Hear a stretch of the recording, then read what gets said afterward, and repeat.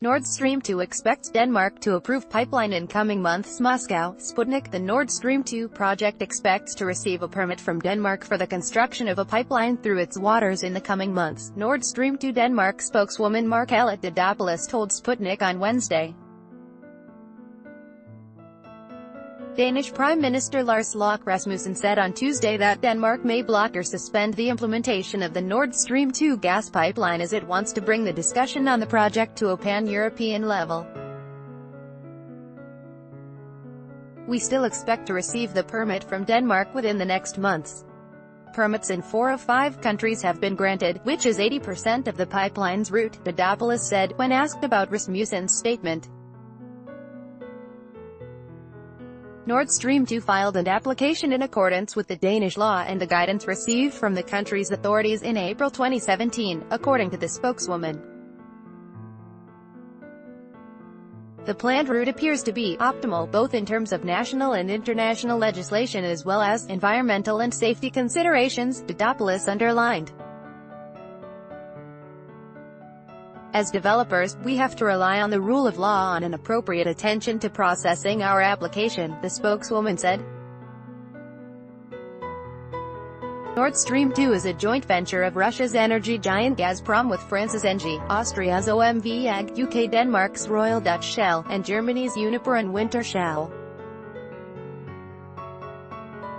The pipeline, with an annual capacity of 55 billion cubic meters, will be laid under the Baltic Sea and run from the Russian coast to a hub in Germany. The pipeline is expected to be put into operation by the end of 2019. The project has been welcomed by some European countries, such as Germany and Austria, and criticized by others, predominantly Eastern European states. Read more. Secretary-General of Gas Exporting Countries Forum Yuri Senturin told Sputnik that Nord Stream 2 is completely an economic project without any political motives and should be allowed to proceed for the benefit European consumers. Senturin made the remarks when asked to comment on Denmark's threat to block or suspend work on the pipeline. I have heard about it, but I think my colleagues at Gazprom are much more aware about it, Senturin said. I hope that all problems will be resolved and this project will be implemented, because in my opinion this project is obviously for the benefit of European consumers. This is a 100% economic project. There's no politics in it.